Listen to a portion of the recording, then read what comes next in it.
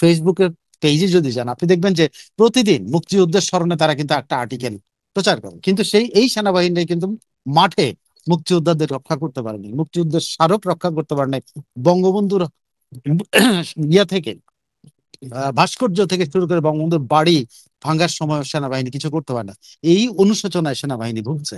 সাইফুল ভাই, আপনি হ্যাঁ, কি যুক্ত জি। হতে পেরেছেন? আমি এখানে একজনের একটা মন্তব্য দেখছিলাম, তিনি বলছেন ইউনূসের গ্রামীণ ব্যাংক জ্বালিয়ে দেওয়া হয়েছে। আপনি জানেন না কি এরকম কোনো কিছু? না, আমি কিছু শুনি। ওকে, জি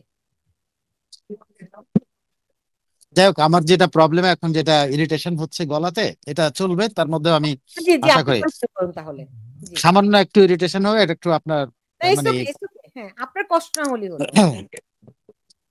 সেটা হলো যে সেনাবাহিনী সেই সময় শেখ হাসিনা উৎখাতে সহায়তা করেছে, যে সেনাবাহিনী ওই সময় বাংলাদেশের মুক্তিযুদ্ধের স্মারক ধ্বংস, সারা দেশব্যাপী মুক্তিযুদ্ধের স্মারক ধ্বংস করার কে সহায়তা করেছে, যে সেনাবাহিনী মুক্তিযোদ্ধাদেরকে রক্ষা করতে পারে না, যে সেনাবাহিনী মুক্তিযুদ্ধের মধ্যে দিয়ে তৈরি হয়েছে, তারা কিন্তু মুক্তিযুদ্ধ রক্ষা করতে পারে না।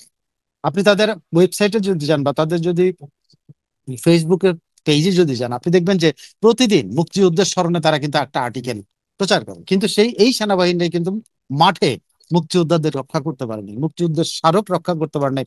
বঙ্গবন্ধুর ইয়া থেকে ভাস্কর্য থেকে শুরু করে বঙ্গবন্ধুর বাড়ি ভাঙ্গার সময় সেনাবাহিনী কিছু করতে পারে না। এই অনুশোচনায় সেনাবাহিনী ভুগছে। আমি আপনাকে একটা সেনাবাহিনীর একটা রিপোর্টের কথা আপনাকে বলতে পারি।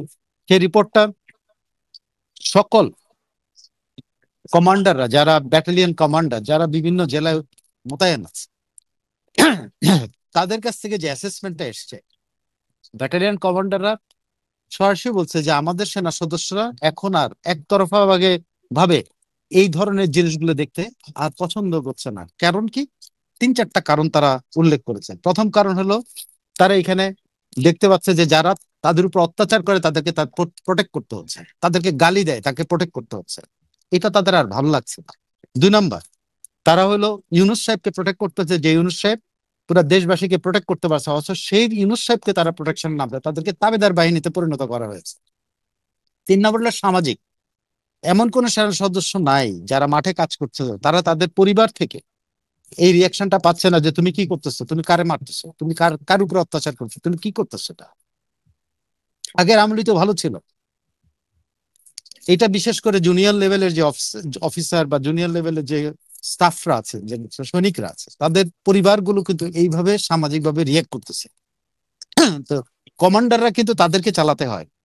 আমি জাস্ট একটু বলি আপনারে, সেটা হলো, ধরেন চুয়াডাঙ্গাতে একটা ব্যাটালিয়ন কাজ করতেছে, এটা বেসামরিক প্রশাসনে যেরকম আপনি চুয়াডাঙ্গায় যদি আপনার বাড়ি হয় তাহলে আপনাকে সেখানে ট্রান্সফার করবে না। এটা বেসামরিক প্রশাসনের মধ্যে কিন্তু এই একটা বিধিমালা পালন করা হয়। যেমন তারা মনে করে যে ওই এলাকায় গেলে কোনো না কোনো ভাবে দুর্নীতির সাথে জড়িত হতে পারতে, পারিবারিক কারণে, আত্মীয় স্বজনের কারণে, বন্ধু বান্ধবের কারণে। কিন্তু সেনাবাহিনীতে তার কোনো সুযোগ নাই। সেনাবাহিনীর ব্যাটালিয়নে সব জেলারই একটা প্লাটুনের সব জেলার সদস্য, যে কোনো জেলারই সদস্য থাকতে পারে। সেটা চুয়াডাঙ্গার যে প্লাটুনটা মোতায়েন আছে, সে প্লাটুনে কিন্তু চুয়াডাঙ্গার লোকও আছে, কিন্তু কোনো উপায় নেই, কারণ প্লাটুন গুলো এইভাবেই তৈরি। ওইখানে কিন্তু সিভিল প্রশাসন যেভাবে আপনার পদায়ন করে, এখানে এটা সুযোগ নেই। সো ওই চুয়াডাঙ্গায় যদি ওই যে ব্যাটালিয়ন আছে, সেখানে যদি চুয়াডাঙ্গার কোনো ছেলে থাকে, কোনো স্টাফ থাকে, কোনো অফিসার থাকে, সে কিন্তু তার রিয়াকশনটা তার পরিবার থেকে পাচ্ছে, সে তার বন্ধু বান্ধব থেকে পাচ্ছে, সে তার গ্রামের সমাজের যারা চলাফেরা করে তাদের, যে কোনো হাট বাজারে গেলে তারা চেনে তার যে। আমি 2 দিন আগের আরেকটা ভিডিওর কথা আপনাকে বলে বলি। একজন ভদ্রলোক একজন সার্জেন্টকে অপমান করতেছে, চাচ্ছা বলে তোমার মতো সার্জেন আমার পায়ের তলায় থাকে, পা ধরে থাকে, বাপ ধরে থাকে। সার্জেন্ট কি করছে জানেন? ইমিডিয়েটলি একটা ফোন দিছে কোন একজন বন্ধু, শব্দ হচ্ছে, বন্ধু এই যে লোকটা আমার সাথে খুব খারাপ ব্যবহার করতেছে, সে বলতেছে সে সেনাবাহিনীর সদস্য। বন্ধুকে ফোন দিয়েছে ওই সার্জেন্টটা কিন্তু। হ্যাঁ, উনি কি জন্য আটকেছেন? মোটরসাইকেলটা উল্টা দিকে চালাচ্ছে, এই জন্য উনি আটকেছেন। এবং কেন আটকালে, এই জন্য তাকে বলে যে তার পায়ের তলায় নাকি এরকম সার্জেন্ট বসে থাকে। তো বন্ধুরে ফোন দিছে, বন্ধু যখন ফোন ওরে ধরায় দিছে, ধরায় দেওয়ার পরে যখন ওইখান থেকে পরিচয় হয়েছে, বন্ধু হলো একজন মেজর। আমি বুঝছেন সামাজিক সম্পর্কটার কথা। মেজর যখন ফোন দিচ্ছে, তখন আর ওই যে যিনি সেনা সদস্য পরিচয় দিয়ে তার হুমকি দামকি সব কিন্তু একেবারে পানির মতো মিশে গেছে। এখন সমঝোতা করতে চায়, এখন এই করতে চায়। তো এই যে রিলেশনশিপটা, আপনি এই রিলেশনশিপটা তো আর্মির সদস্যরা তো আমাদের ইয়ের বাইরে না, কি বলে সমাজের বাইরের কেউ না, তারা তারা বিদেশ থেকে আসে নাই, তারা এই দেশেরই সন্তান, এইখানের বন্ধু বান্ধব, এখানে আত্মীয় স্বজন। এই রিয়াকশনটা পুরা প্রত্যেকটা ব্যাটালিয়নে এই ধরনের রিয়াকশন, যে আমরা কার উপর অত্যাচার করি, আমরা ইয়ে করতেছি। আরেকটা জিনিস হচ্ছে যে সেনাবাহিনী ইনক্লুসিভ কথাটা প্রথম, আপনার মনে আছে রয়টার্সের সাথে ইন্টারভিউতে ওয়াকারুজ্জামান বলছিল যে ইনক্লুসিভ নির্বাচন চাই এবং আমরা ডিসেম্বরের মধ্যে নির্বাচন চাই। ওয়াকার পুরো সেনাবাহিনীকে অবজ্ঞা করেছেন ইউনূস সাহেব, এটা সেনাবাহিনী পছন্দ করে নাই। তারা ডিসেম্বরের মধ্যে নির্বাচন দিতে চেয়েছিল, সেটা অবজ্ঞা করা হয়েছে। তারা ইনক্লুসিভ চেয়েছিল, সেটা অবজ্ঞা করা হয়েছে। প্লাস সেনাবাহিনীর মধ্যে আরেকটা ফিলিংস তৈরি হচ্ছে, পুরো সেনাবাহিনী যে কোনো ক্যান্টনমেন্টে আলোচনা হচ্ছে, তাদের কর্মরত অফিসারদেরকে বেসামরিক আদালতে বিচারের যে যেটা করা হয়েছে, এটা কিন্তু সেনাবাহিনী একেবারে অপছন্দ করেছে পুরা সেনাবাহিনীর মধ্যে। যে কারণে আপনি দেখবেন একজন ব্রিগেডিয়ার জেনারেল ইয়ে দিয়ে প্রেস কনফারেন্স করে কিন্তু ডিফাই করেছে, জন্য আমাদের অফিসারদেরকে আমরা সেনা আইনে বিচার করতে রাজি আছি, কিন্তু তোমাদের ইয়েতে না। তোমরা যদি, আমরা তোমাদের কাছে ব্যাখ্যা চাচ্ছি। কি কি ব্যাখ্যা চেয়েছে? দুটো ব্যাখ্যা চেয়েছে। একটা হলো, তোমরা যে বলছো যে কর্মরত কেউ পাবলিক অফিস হোল্ড করতে পারে না, সেনাবাহিনীর কর্মকর্তারা তো পাবলিক অফিস হোল্ড করে না, তারা তো সেনা কমান্ড হোল্ড করে। দুই, তারা বলছে যে তোমরা যে ব্যাখ্যা দিয়েছো যে এরকম যারা কর্মরত থাকবে তাদের চাকরিতে থাকতে তোমরা ব্যাখ্যা দিচ্ছ চাকরি, কিন্তু তোমরা বলছো যে ইয়েতে থাকতে পারে না, পজিশনে থাকতে পারবে না। সো এই যে একটা প্রচন্ড মনোমালিন্য সরকার, এবং এর মধ্যে এইখানে এই যে কর্মসূচি আওয়ামী লীগ ঘোষণা করেছে, এটা কিন্তু সেনাবাহিনী কোনো সমর্থন না দিলেও কিন্তু সেনাবাহিনীর ভেতর থেকে না হোক, প্রকাশ্য সমর্থন না হোক, মনের দিক থেকে কিন্তু সেনাবাহিনীর বিরোধিতা করবে না। তো আওয়ামী লীগের এখানে সফল হওয়ার 100 ভাগ সুযোগ আছে যদি আওয়ামী লীগ আসলে মাঠে যায়। জি সাইফুল ভাই, একটা জিনিস দেখুন, মানে স্বরাষ্ট্র উপদেষ্টা আজকে তিনি সেনা মাঠে থাকার আহ্বান জানিয়েছেন, তাই না? তো সেনাবাহিনী কি সেটি অগ্রাহ্য করতে পারে কিনা, এটি একটি প্রশ্ন আপনার কাছে। যদি সেনাবাহিনী সেটি অগ্রাহ্য করে, তারা তো এর মধ্যে বোধহয় ঘোষণায় দিয়েই দিয়েছে যে তারা মাঠে থাকবে না এবং তারা কিছুই করবে না। আরেকটি প্রশ্ন আপনার কাছে আছে, এটার উত্তরটি আপনার কাছ থেকে নিয়ে নেই আমি। প্রথমত হইলো যে তারা এটা যদি ডিফেন্স মিনিস্টার অর্ডার করতো তাহলে কিন্তু তারা ডিফাই করতে পারতো। এখানে কিন্তু হোম অ্যাডভাইজার করছে, কিন্তু প্রধান উপদেষ্টা এখন পর্যন্ত বলে নাই যে তোমরা যে ডিসিশন নিয়েছো তোমরা সরে যাবা, তোমরা যেতে পারবা না। এটা কিন্তু কিন্তু সেনাবাহিনী তো আপনার প্রধান উপদেষ্টার অধীনও নয়, তারা রাষ্ট্রপতির অধীন। না, আপনি এই ডিফেন্স মিনিস্ট্রির অধীনে। আচ্ছা, আপনি যখন রাষ্ট্রের কোনো কাঠামো না থাকে তখন তারা প্রেসিডেন্টের আন্ডারে, তত্ত্বাবধায়কের আমলে তারা প্রেসিডেন্ট, আর কিন্তু ইন্টারিম গভর্নমেন্ট তো আমাদের সংবিধানে নাই। সো এটা ইন্টারিম গভর্নমেন্টটা হয়েছে, এখন এই ইন্টারিম গভর্নমেন্টের আমলে কিন্তু তারা ডিফেন্স মিনিস্ট্রির আন্ডারে। সো ডিফেন্স মিনিস্টার কিন্তু আমাদের এই কথিত প্রধান উপদেষ্টা, সো তারা কিন্তু প্রধান উপদেষ্টার আন্ডারে আছে, বাট তারা কিন্তু আবার জবাবদিহি করে রাষ্ট্রপতির কাছে। রাইট, ঠিক আছে, এই ক্ষেত্রে প্রধান উপদেষ্টা কিন্তু তাদেরকে আহ্বান জানিয়েছেন কে? স্বরাষ্ট্র উপদেষ্টা। স্বরাষ্ট্র এই আহ্বান জানালে সেনাবাহিনী মানতে বাধ্য না, কারণ তারা স্বরাষ্ট্র মন্ত্রণালয়ের আন্ডারে চাকরি করে না, তারা স্বরাষ্ট্র মন্ত্রণালয়কে সহায়তা করার জন্য মাঠে ছিল।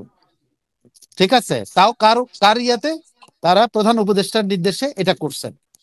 তো এখন তারা প্রধান উপদেষ্টা যতক্ষণ না পর্যন্ত তাদেরকে না বলবে ততক্ষণ পর্যন্ত তারা কিন্তু বাধ্য না।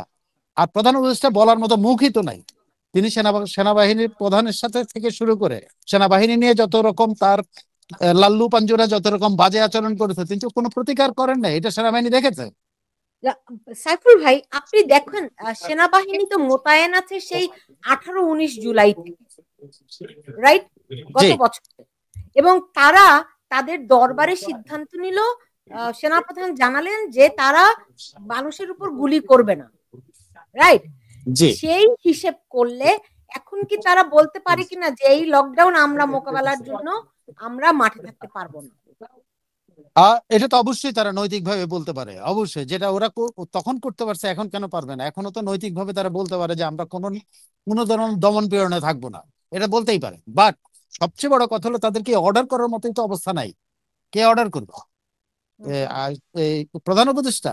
এখানে প্রধান উপদেষ্টা তাদের প্রোটেক্ট করেন, প্রধান উপদেষ্টা তাকে প্রোটেক্ট করেন না। প্রধান উপদেষ্টা সার্ভিং জেনারেলদেরকে ইয়ার তাজুলের মতো একটা লাফাঙ্গার কাছে ছেড়ে দিয়েছে, উপরে ছেড়ে দিয়েছে, তাই নাই? তো প্রধান উপদেষ্টার মুখ আছে বলার জন্য? বা ওয়াকারকে কে বলবে? রাষ্ট্রপতি। রাষ্ট্রপতি কি বলবে আপনার মনে হয়? প্রশ্নই আসে না রাষ্ট্রপতি বলবে, কারণ রাষ্ট্রপতিকে অবজ্ঞা করতেছে প্রতি পদে পদে। এই পর্যন্ত সাংবিধানিক যে সংবিধানের আন্ডারে তারা শপথ নিয়েছে, সে সংবিধান অনুসারে কিন্তু রাষ্ট্রপতির কাছে তারা জবাবদিহি করতে পারত। প্রতিটা ক্যাবিনেট মিটিং এর ডিসিশন অ্যাজ পার কনস্টিটিউশন রাষ্ট্রপতিকে অবহিত করতে হবে। এটা হলো ডিসিশন যাই আপনি নেবেন। প্লাস আপনি ক্যাবিনেট ছাড়া কোনো পলিসি ডিসিশন নেবেন, সে পলিসি ডিসিশন কিন্তু রাষ্ট্রপতিকে জানাতে হবে। 3, আপনি ফরেন অ্যাফেয়ার্স এ কোনো ডিসিশন নেবেন, আপনি রাষ্ট্রপতিকে জানাতে হবে। আপনি ডিফেন্স স্ট্র্যাটেজিতে কোনো ডিসিশন নেবেন, রাষ্ট্রপতিকে জানাতে হবে। এই 4টা ইস্যুতে এই পর্যন্ত কত ডিসিশন নেওয়া হয়েছে? একটা কি রাষ্ট্রপতিকে জানানো হয়েছে?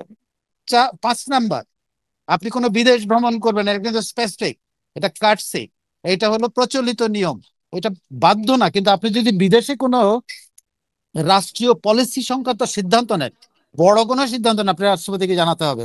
কিন্তু বিদেশ সফর করলেই জানাতে হবে না। কিন্তু এই পর্যন্ত 15টা সফর করেছে, সে কি রাষ্ট্রপতিকে একবারও অবহিত করেছে যে রাষ্ট্রপতি আমি চীনে গিয়েছিলাম, চীনে যায় শীর সাথে আমার এই কথা হয়েছে? কারণ সে শীর্ষ নেতার সাথে দেখা করেছে, সেখানে পলিসি ডিসিশন হচ্ছে, সেখানে অস্ত্র কেনার ইয়ে হয়েছে, প্লেন কেনার, 22টা বিমান কেনার সিদ্ধান্ত হয়েছে। তো 22টা বিমান কেনার বা জঙ্গি বিমান কেনার সিদ্ধান্ত রাষ্ট্রপতিকে জানাতে হবে না? জানায়নি তারা। সো তারা অবজ্ঞা করছে, সংবিধান ভঙ্গ করছে, সবকিছু। এখন তাদের কিন্তু কোনো মুখ নাই। কিভাবে রাষ্ট্রপতিকে বলবে যে আপনি সেনাবাহিনীকে বলেন? আবার সেনাবাহিনীকে কিভাবে বলবে? এটা মুখ কারো নাই, কিন্তু খলিলেরও নাই।